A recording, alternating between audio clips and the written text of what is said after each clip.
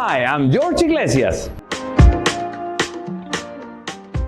And today I present you the crazy washing machine. In 1942, Dr. Howard Kayton created the plot soft shells, and there's been many versions around the globe. Throughout almost 83 years of existence, I want to pay a tribute to this classic of children's and family magic. There's been many versions around the globe, and I wanted to contribute with my own ideas and also my own method to perform this incredible magic trick.